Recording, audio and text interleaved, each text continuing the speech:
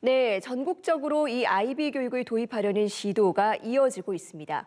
가장 먼저 IB 교육을 도입한 제주도의 김광수 교육감 연결해서 자세히 들어보겠습니다. 교육감님 안녕하세요. 예, 안녕하십니까?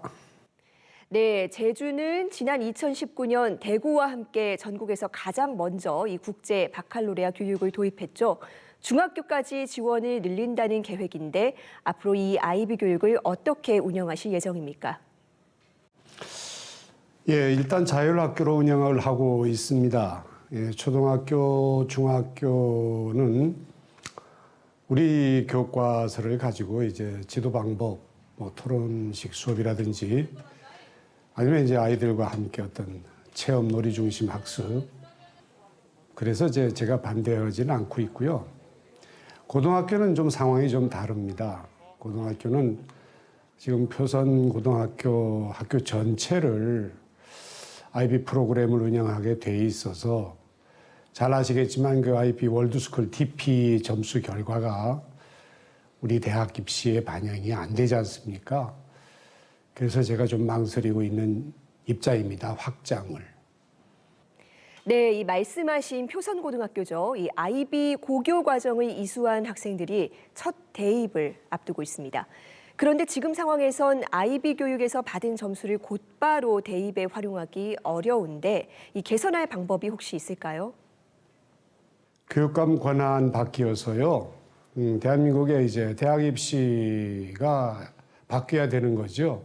즉, 각 대학의 입시의 수능처럼 IB 월드스쿨의 고등학교 DP 점수를 반영한다면 아마 가능하겠지만 지금 상태에서는 우리나라 교육과정에서 공부하는 아이들과 함께 IB DP 월드스쿨을 이수해도 즉 수시로 학생부 종합 전형으로만 대학을 진학하기 때문에 그만큼 수능에 의한 최저점이라든지 아니면 정시에 제외되기 때문에 그만큼 불이익을 받는다는 거죠.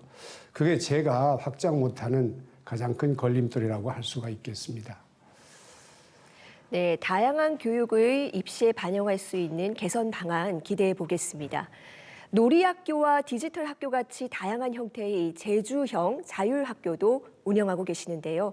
이곳에서 아이들은 어떤 교육을 받고 있습니까?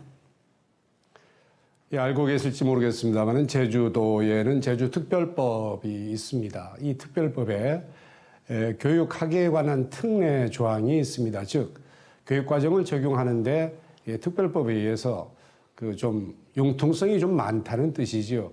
이걸 활용해서 우리 제주도의 그 자율학교들을 좀 다양하게 운영을 해볼 생각입니다. 이 IB 프로그램을 포함한 것도 되고요. 생태 환경, 뭐 체험 또는 뭐 어떤 디지털에 의한 디지털 활용 그리고 지금 하고 있는 뭐 다한계 배움학교도 좋고요. 여러 가지로 다양한 자율학교를 운영하려고 계획하고 있습니다. 네, 또 이 후보 시절부터 이 기초학력 문제를 강조하셨습니다. 지난달 학력 향상 종합 계획이 발표됐고 또 올해부턴 초등 5, 6학년을 대상으로 맞춤형 학력 평가를 최대 2번 실시한다는 계획이라고요. 예, 그 기초학력 보장법에 의해서 아이들에게 어떤 기초학력의 개념이 상당히 중요해졌습니다. 저도 이제 같은 생각인데요.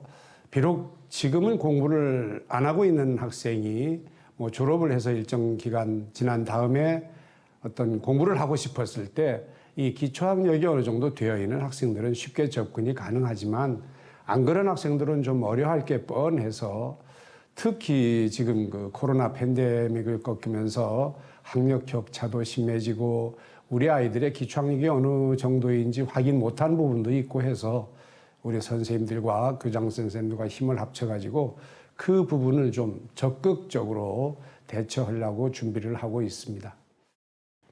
네, 그리고 올해만 이 예산 119억 원을 들여서 이 중학교 1학년 학생 6천여 명에게 노트북을 한 대씩 지급하셨습니다. 이 학교와 가정에선 어떻게 활용되고 있습니까? 상당히 그 반응이 좋습니다. 지금까지는 중학교 1학년 재정이 허락하지 않아서 중학교 1학년에 한해서 노트북을 이제 임대 형식으로 제공을 했습니다. 6년 임대 후에는 학생 본인들에게 이제 직접 소유가 되게 되겠습니다. 학생들이.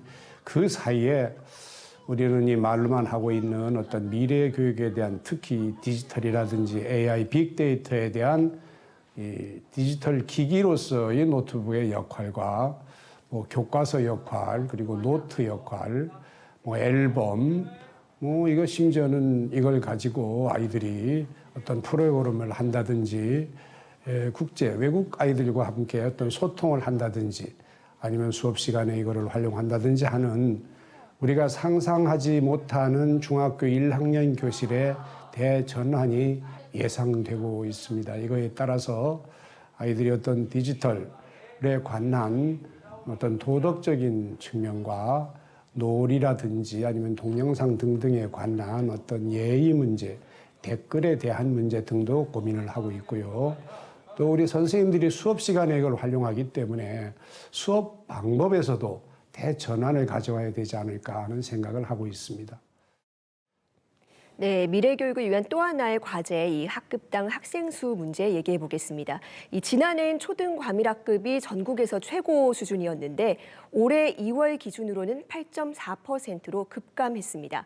하지만 중고등학교는 아직도 절반 넘게 과밀학급인데요. 앞으로의 과제가 있다면 어떻습니까? 예, 그러니까 이번에 선생님들을 좀 뽑아서 학급수가 좀 늘어난 덕분에 과밀학급이 좀 축소된 것은 사실이지만 사실은 그 핵심에는 지금 초등학교 1학년 아이들의 정원 때문에 과밀학급이 축소됐다고 이렇게 보시는 게 맞습니다. 하지만 아직도 중학교나 고등학교에서는 과밀학급이나 과대학교를 해결하는 마땅할 방법이 없어서 방법은 물론 교실을 짓고 선생님을 더 뽑으면 될 일인데 그게 쉽지 않아서 지금 저도 한참 고민을 하고 있는 부분입니다. 네, 임기 2년 차를 맡고 계시는데요. 올해 추진할 역점 과제가 있다면 무엇일까요? 말씀으로는 2년 차입니다만 사실은 지금 취임한 지 8개월을 곧 넘긴 상태입니다. 금년에 잘 아시겠지만 제가 항상 노래 부르고 있는 이 소통을 중심으로 해서 아이들이 어떤 인성교육을 바탕으로 그 앞에서 말씀드렸던 어떤 학력과 미래교육의 어떤 방점을 짚고 우리 선생님들과 함께 제주교육을 위해서 고민을 하겠습니다. 네, 생각하는 힘을 키우는 미래교육이 제주교육청의 구호인데 이 학생들이 다양하고 창의적인 생각을 마음껏 뻗칠 수 있는 새 학기가 되기를 기대하겠습니다. 오늘 말씀 잘 들었습니다. 네, 감사합니다.